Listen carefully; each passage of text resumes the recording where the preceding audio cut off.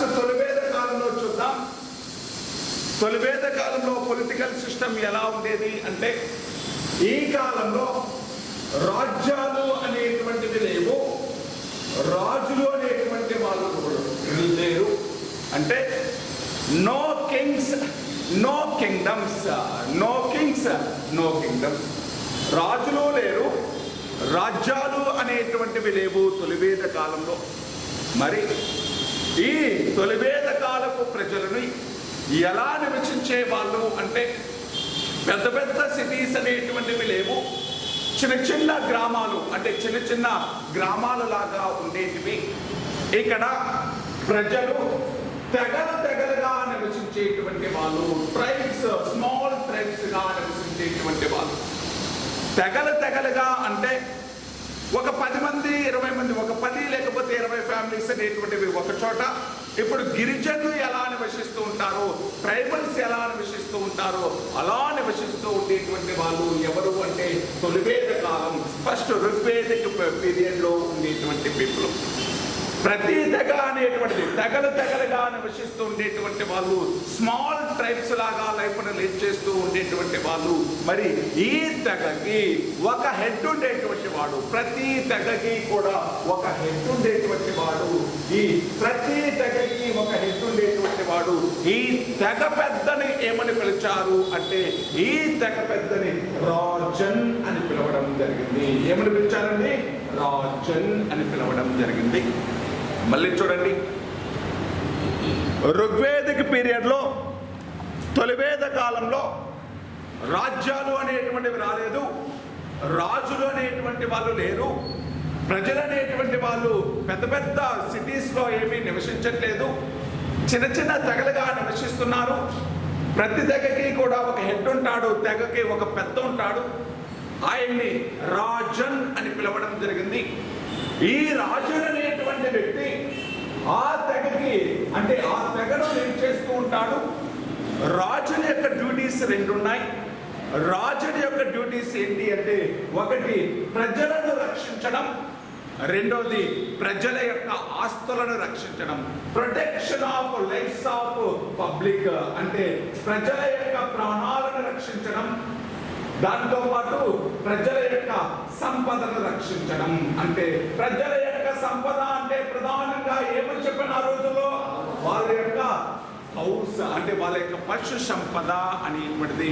ఆవులను రక్షించడం, ప్రజలను రక్షించడం, ఆవులను రక్షించడం ప్రధానమైనటువంటి డ్యూటీస్, మెయిన్ డ్యూటీస్ ఎవరివి? రాజన్ అనేటువంటి వ్యక్తివి. రాజన్ అనేటువంటి వ్యక్తి ఆ తెగలో ఉండేటువంటి ఆ తెగ ప్రజలను రక్షించాలి, వాళ్ళ యొక్క ఆస్తులను రక్షించాలి. ఆస్తులు అంటే వాళ్ళ యొక్క ఆవులను రక్షించాలి. ఈ కాలంలో ప్రజల యొక్క ప్రధానమైనటువంటి ఆక్యుపేషన్ అనేటువంటిది పాస్టోరీ కల్చర్. వాళ్ళ యొక్క సంపద అనేటువంటిది పశువులు. అందుకే ఈ కాలంలో తెగల మధ్య యుద్ధాలు అనేటువంటివి జరిగేవి, చిన్న చిన్న యుద్ధాలు అనేటువంటివి జరిగేవి. ఈ తెగల మధ్య యుద్ధాలు దేని కోసం జరుగుతున్నాయి అంటే, ఆవుల కోసం యుద్ధాలు జరుగుతున్నాయి. ఏం కోసం యుద్ధాలు జరుగుతున్నాయి అంటే, ఆవుల కోసం యుద్ధాలు అనేటువంటివి జరుగుతున్నాయి. ఈ కాలంలో ఈ తెగల మధ్య యుద్ధాలు అనేటువంటివి జరిగేవి. ఈ యుద్ధాలు అనేటువంటివి దేనికోసం జరుగుతున్నాయి అంటే, ఆవుల కోసం యుద్ధాలు జరుగుతున్నాయి. ఈ యుద్ధాలని వేదాలు ఏమని పిలిచాయి అంటే గవిష్టి. యుద్ధాన్ని వేదాలు ఏమని పిలిచాయి అంటే గవిష్టి అని పిలవడం జరిగింది. మళ్ళీ చెప్తాను చూడండి, రాజన్ అనేటువంటి వ్యక్తికి, తెగ పెద్దకి 2 డ్యూటీస్ ఉన్నాయి. ప్రజల యొక్క ఆస్తులు రక్షించాలి, ప్రజల యొక్క ప్రాణాలు రక్షించాలి. ప్రజల యొక్క ఆస్తి అంటే ఏంటి అంటే, ప్రజల యొక్క ఆస్తి అంటే వాళ్ళ దగ్గర ఉండేటువంటి పశు సంపదే. వాళ్ళ దగ్గర ఉండేటువంటి పశువులు ప్రధానంగా ఆవులు. ఈ ఆవుల కోసమే, ఈ ఆవుల దొంగతనాలు జరిగేటువంటివి, ఈ పశువుల మందను తీసుకెళ్ళిపోయేటువంటి వాళ్ళు, దానిని ప్రొటెక్ట్ చేస్తూ ఉంటాడు రాజు. అలా ఈ రాజన్ అనేటువంటి వాడు ఆవులను ప్రొటెక్ట్ చేయడం కోసం, వాటిని సేవ్ చేయడం కోసం యుద్ధాలు అనేటువంటివి చేస్తుంటాడు మిగతా తెగలతోటి. ఆ యుద్ధాలను ఏమని పిలుస్తారు అంటే గవిష్టి అని పిలవడం జరిగింది. వాటిని ఏమని పిలిచారు అంటే, యుద్ధాన్ని వేదం ఏమని పిలిచాయండి? గవిష్టి అని పిలవడం జరిగింది. మరి యుద్ధాలు అనేటువంటివి ఆవుల కోసము, దానితో పాటు పచ్చిక బయళ్ళ కోసం, గ్రేజీ ల్యాండ్స్ కోసం జరుగుతూ ఉంటాయి. యుద్ధాలు అనేటువంటిది ఆవుల కోసము, దానితో పాటు గ్రేజీ ల్యాండ్స్ అని పిలవడం జరుగుతుంది. గ్రేజీ ల్యాండ్స్ అంటే యాక్చువల్గా ఈ కాలంలో భూములని 2 కేటగిరీస్గా డివైడ్ చేస్తాం. 2 కేటగిరీస్లో ఒక కేటగిరీ ఏంటి అంటే క్షేత్రము. ల్యాండ్స్ అనేటువంటివి 2 కేటగిరీస్ అండి. ఒకటి క్షేత్రము అయితే రెండోది అరణ్యము. ల్యాండ్స్ని 2 కేటగిరీస్గా డివైడ్ చేశారు. అవి క్షేత్రము, అరణ్యము అని. క్షేత్రము అంటే ఇక్కడ వ్యవసాయము అనేటువంటి దానికి పనికొచ్చేటువంటి ల్యాండ్స్, అగ్రికల్చర్ చేసేటువంటి ల్యాండ్స్ని క్షేత్రము అంటాం. ఇక్కడ పంటలు పండిస్తూ ఉంటారు. అరణ్యము అంటే వ్యవసాయానికి పనికిరానటువంటి ల్యాండ్స్. అక్కడ గ్రేజీ ల్యాండ్స్, పచ్చిక బయళ్ళు అంటే అక్కడ పశువులను మేపుకునేటువంటి ల్యాండ్స్. గ్రేజీ ల్యాండ్స్, పచ్చిక బయళ్ళు అంటే మేత కోసం, అడవు అంటే మేత కోసం పశువులన్నిటినీ తీసుకెళ్ళి అక్కడ మేపుకొని వస్తారు. వీటిని అరణ్యము అని పిలవడం జరుగుతుంది. ఈ గ్రేజీ ల్యాండ్స్ కోసము, ఈ కౌస్ కోసము యుద్ధాలు జరుగుతూ ఉండేటివి.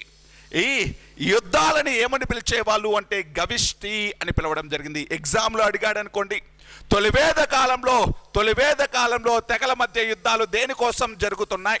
దేనికోసం జరుగుతున్నాయి? ఆవుల కోసం, పచ్చిక బయళ్ళ కోసం, గ్రేజీ ల్యాండ్స్ కోసం. ఆవుల కోసం పచ్చిక బయళ్ళు, గ్రేజీ ల్యాండ్స్ కోసం యుద్ధాలు జరుగుతున్నాయి. యుద్ధాన్ని ఏమని పిలుస్తున్నారు? గవిష్టి అని పిలవడం జరుగుతుంది. ఈ ప్రతి తెగకి కూడా ఒక పెద్ద ఉంటున్నాడు. ఆయన ఏమంటున్నాం? రాజన్. ఆయన ఏమంటున్నామండి? రాజన్. రాజన్ యొక్క మెయిన్ డ్యూటీస్ ఏంటి? Protection of lives of people and protection of cows. Protection of cows అండి, పశువులను కాపాడడం, పశు సంపదను కాపాడడం.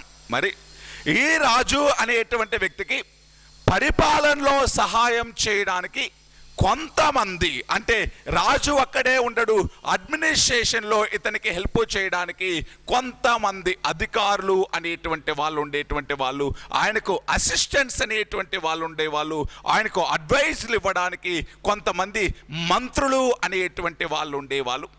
అటువంటి వాళ్ళలో ప్రధానంగా రాజుకి మెయిన్ అడ్వైజర్ ఎవరు అంటే పురోహితుడు అనేటువంటి వ్యక్తి.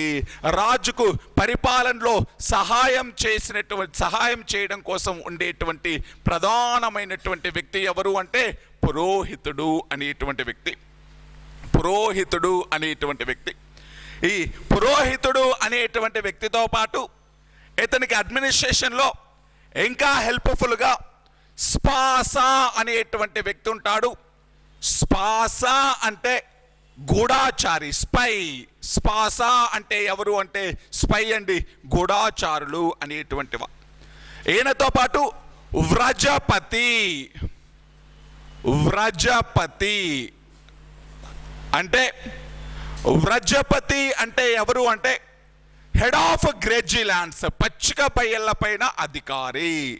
పచ్చిక బయళ్ళ పైన అధికారి అంటే, పచ్చిక బయళ్ళు అంటే ఏమని చెప్తున్నాను? పశువుల యొక్క మేత కోసం ఉండేటువంటి వదిలేసినటువంటి ల్యాండ్స్, గ్రేజీ ల్యాండ్స్.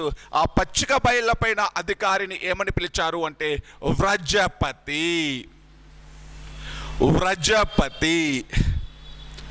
పురోహితుడు అనేటువంటి వ్యక్తి, ఇతనేమో రాజుకు అడ్వైజులు ఇస్తూ ఉంటాడు, సలహాలు ఇచ్చేటువంటి వ్యక్తి. స్పాసా అనేటువంటి వ్యక్తి ఏమో స్పై, గూఢాచారి. ఇన్ఫర్మేషన్ అంతా కూడా రాజునకు పాస్ చేస్తూ ఉంటాడు. వ్రజపతి అనేటువంటి వ్యక్తి, అతను గడ్డి భూములపై అధికారి, పచ్చిక బయళ్ళపై అధికారి. ఇటువంటి వ్యక్తుల యొక్క సహాయంతో రాజన్ అనేటువంటి వ్యక్తి ఆ తెగ యొక్క మెయింటెనెన్స్ అనేటువంటిది చూస్తూ ఉంటాడు. ఆ తెగ యొక్క బాగోగులన్నీ కూడా చూస్తూ ఉంటాడు రాజన్ అనేటువంటి వ్యక్తి. మరి ఈ రాజన్ అనేటువంటి వ్యక్తి ఈ అడ్మినిస్ట్రేషన్ అనేటువంటిది చెయ్యాలి అంటే, ఎవరైనా కూడా ఏదైనా ఒక రాష్ట్రం అనేటువంటి దాన్ని పరిపాలించాలి, లేకపోతే ఒక ప్రాంతాన్ని పరిపాలించాలి అంటే మెయిన్గా ఇన్కమ్ సోర్స్ అనేటువంటిది ఉండాలి, ఆదాయం అనేటువంటిది ఉండాలి. మరి ఈ తొలివేద కాలంలో రాజు యొక్క ప్రధానమైనటువంటి మెయిన్ రెవెన్యూ సోర్స్ ఏంటి అంటే, మెయిన్ రెవెన్యూ సోర్స్ అనేటువంటిది బలి అనేటువంటిది. మెయిన్ రెవెన్యూ సోర్స్ ఏంటండి? బలి. బలి అనేటువంటిది మెయిన్ రెవెన్యూ సోర్స్. ఒక్కసారి ఇక్కడ చిన్న కొంచెము అర్థం చేసుకోవాల్సినటువంటి విషయం ఉంటుంది. యాక్చువల్గా భారతదేశంలో మొట్టమొదటిసారిగా రాజులు వసూలు చేసినటువంటి పన్ను బాగా. భారతదేశంలో మొట్టమొదటిసారిగా రాజులు కలెక్ట్ చేసినటువంటి ట్యాక్స్ ఏంటండి? బాగా. కానీ బాగా అనేటువంటి ట్యాక్స్ లేటర్ వేదిక పీరియడ్లో వచ్చింది, మలివేద కాలంలో వచ్చింది. మరి ఋగ్వేదిక పీరియడ్లో తొలివేద కాలంలో రాజులు అనేటువంటి వాళ్ళకు ప్రధాన ఆదాయ వనరు బలి అనేటువంటిది. బలి అనేటువంటిది it's not a tax, it is a voluntary contribution. అంటే స్వచ్ఛందంగా ప్రజలు రాజుకిచ్చే విరాళం. బలి అంటే అర్థం ఏంటండి? స్వచ్ఛందంగా ప్రజలు రాజుకిచ్చేటువంటి విరాళం. Voluntary contribution of people. Voluntary contribution of people. బలి అనేటువంటిది ట్యాక్స్ కాదు. బలి అనేటువంటిది ట్యాక్స్ కాదు. బలి అనేటువంటి పేరుతోటి ప్రజలే మమ్మల్ని ప్రజలను పరిపాలిస్తున్నారు కాబట్టి, వాళ్ళ యొక్క బాగోగులు చూసుకుంటున్నాడు కాబట్టి, ఆయనకు వాళ్ళ దగ్గర ఎంతైతే ఉంటుందో అంత వాలంటరీగా ఇచ్చేటువంటి వాళ్ళు, దానినే ఏమంటున్నాం? బలి. అంటే తొలివేద కాలంలో ట్యాక్స్ సిస్టమ్ వచ్చిందా? రాలేదు. పన్నుల వ్యవస్థ అనేటువంటిది రాలేదు. ట్యాక్స్ సిస్టమ్ అనేటువంటిది లేదు. మరి బాగా అనేటువంటిది ఏ కాలంలో వచ్చిందని చెప్తున్నాను? మలివేద కాలంలో వచ్చింది. బాగా అంటే అర్థం ఏంటి అంటే, పండించినటువంటి పంటలో కొంత భాగము అని అర్థం.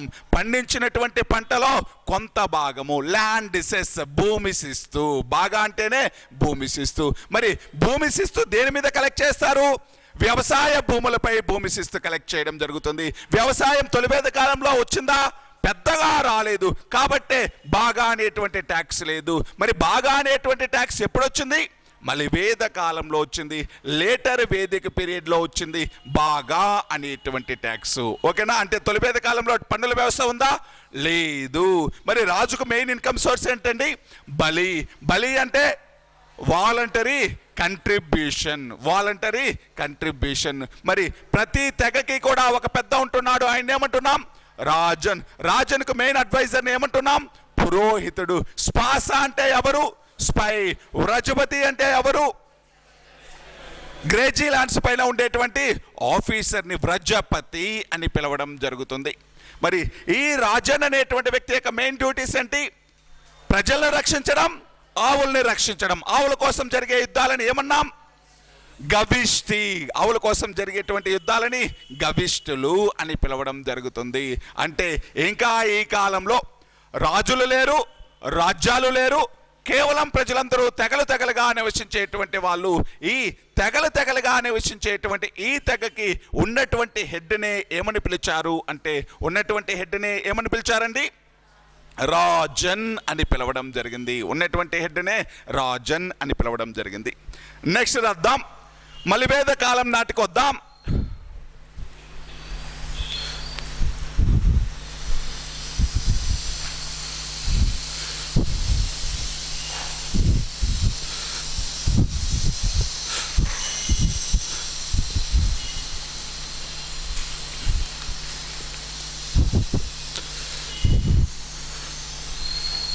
మలివేద కాలంలో చిన్న చిన్న రాజ్యాలు అనేటువంటివి రావడం జరిగింది. చిన్న చిన్న రాజ్యాలు అనేటువంటివి రావడం జరిగింది. ఒక్కసారి ఇక్కడ కేర్ఫుల్గా వినండి. తొలివేద కాలం చూడండి. తొలివేద కాలం ఫ్యామిలీ హెడ్ని ఏమని పిలిచాం? ఫ్యామిలీ హెడ్ని ఏమని పిలిచాం? గహపతి లేకపోతే కులప అని పిలవడం జరిగింది. అంటే ఫ్యామిలీ హెడ్ని ఏమని పిలిచామండి? కులప. కొన్ని కుటుంబాలు కలిసి ఎలా ఏర్పడతాయి అంటే గ్రామము. కొన్ని కుటుంబాలు కలిసి ఎలా ఏర్పడుతున్నాయండి? గ్రామము. కొన్ని గ్రామాలు కలిసి ఎలా ఏర్పడుతున్నాయండి? లాగా ఏర్పడుతున్నాయి.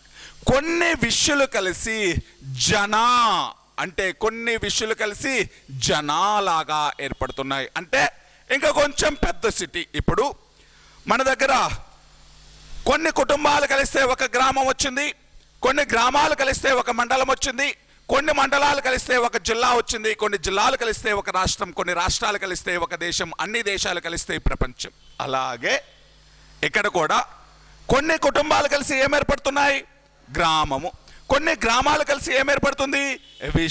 కొన్ని విష్యులు కలిస్తే ఏమేర్పడుతుంది? జనా అనేటువంటిది ఏర్పడుతుంది. అప్పట్లో ఉండేటువంటి డివిజన్ అండి. అప్పట్లో ఉండేటువంటి డివిజన్ అంటే డివిజన్ అనేటువంటిది ఏ డివిజన్? ఏ కాలంలో ఇది? తొలివేద కాలపు డివిజన్.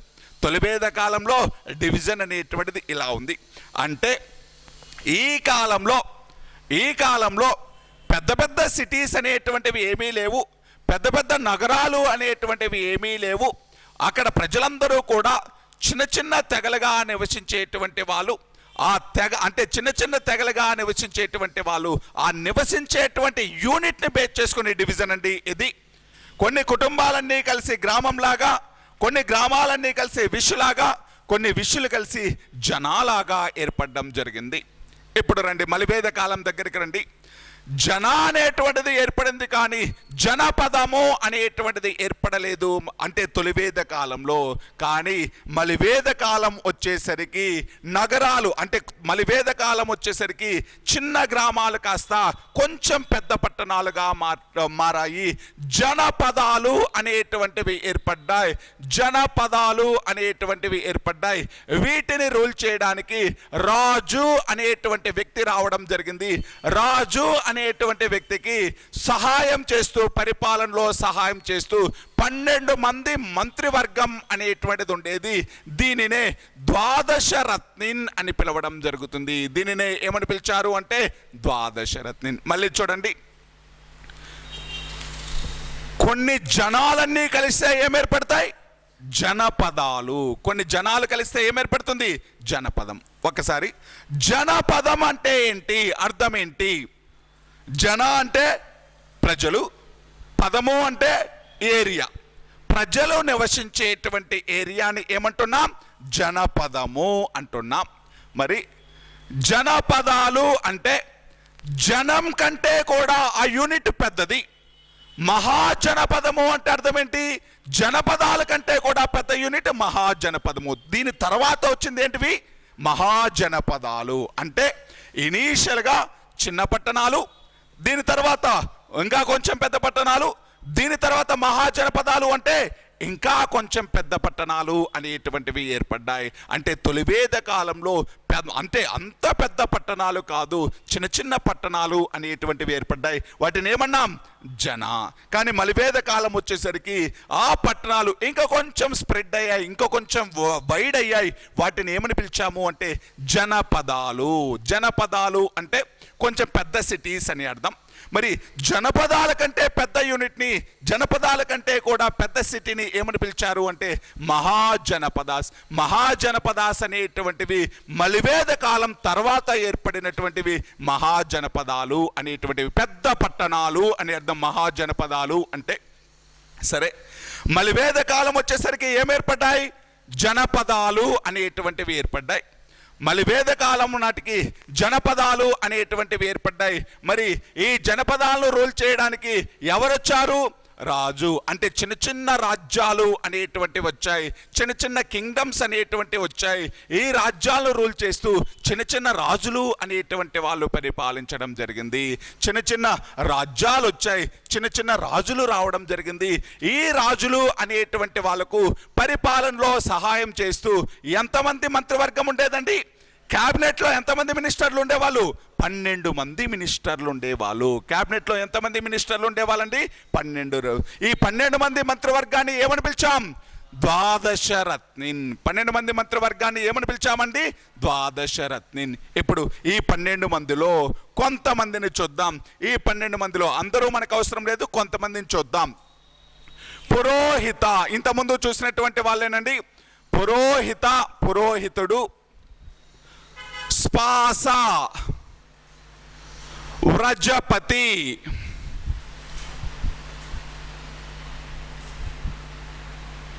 నెక్స్ట్ బాగదూగా, సంగ్రహిత్రి, ఇటువంటివండి. స్పాస, వ్రజపతి, బాగదూగా, సంగ్రహిత్రి, ఇటువంటి వాళ్ళు మొత్తం ఎంతమంది ఉంటున్నారు? 12 మంది మంత్రులు ఉంటున్నారు. పురోహితుడు అంటే ఏమిస్తున్నాడు? రాజుకి, అడ్మినిస్ట్రేషన్కి అవసరమైనటువంటి అడ్వైజులు ఇస్తున్నాడు, సలహాలు సూచనలు ఇస్తున్నాడు. స్పాస అంటే ఏం చేస్తున్నాడు? స్పై, గూఢాచారి. ఇతను స్పాస అంటే గూఢాచారి. వ్రజపతి అంటే హెడ్ ఆఫ్ గ్రేజిలాండ్స్, పచ్చిక బయళ్ళ పైన అధికారి. మరి బాగదూగా అంటే పన్ను వసూలు చేయు అధికారి, ట్యాక్స్ కలెక్టింగ్ పర్సన్. అంటే ట్యాక్స్ కలెక్టింగ్ పర్సన్. ఇతని యొక్క మెయిన్ డ్యూటీ ఏంటి? కలెక్షన్ ఆఫ్ ట్యాక్స్, పన్ను వసూలు అధికారి. సంగ్రహిత్రి అంటే ట్రెజరర్, కోశాధికారి. సంగ్రహిత్రి అంటే ట్రెజరర్, కోశాధికారి. సంగ్రహిత్రి అంటే ట్రెజరర్, కోశాధికారి. ఇప్పుడు చూడండి, రాజ్యాలు, చిన్న చిన్న రాజ్యాలు వచ్చాయి, రాజులు వచ్చారు. మరి చిన్న చిన్న రాజ్యాలు, రాజులు అనేటువంటి వాళ్ళు ద్వాదశరత్నిన్ అనేటువంటి 12 మంది మంత్రిమండలి యొక్క సహాయంతో పరిపాలన చేస్తున్నారు. మరి రాజులు వచ్చిన తరపుడు ఈ రాజ్యాలు మెయింటెనెన్స్ చేయాలి అంటే డబ్బులు కావాలి. ఆ డబ్బులు అనేటువంటివి ప్రజల దగ్గర నుంచి ట్యాక్స్ రూపంలో కలెక్ట్ చేసేటువంటి వాళ్ళు. అలా ఈ కాలంలో మలివేద కాలం వచ్చేసరికి 2 రకాలుగా రాజుకు ఆదాయం అనేటువంటిది వచ్చేది. అవి ఒకటి బలి అయితే, రెండోది బాగా. 2 రకాలుగా ఇన్కమ్ సోర్సెస్ అండి. 2 రకాలైనటువంటి ఇన్కమ్ సోర్సెస్ అనేటువంటివి ఉన్నాయి. ఒకటి బలి అయితే, రెండోది బాగా. బలి అంటే ఏమని తెలుసు మనకి? వాలంటరీ కంట్రిబ్యూషన్, స్వచ్ఛందంగా ఇచ్చేటువంటి విరాళం. మరి బాగా అంటే ఏంటి అంటే, బాగా అంటే ఇట్ ఈజ్ ఎ ట్యాక్స్ అండి. బాగా అనేటువంటిది ఒక రకమైన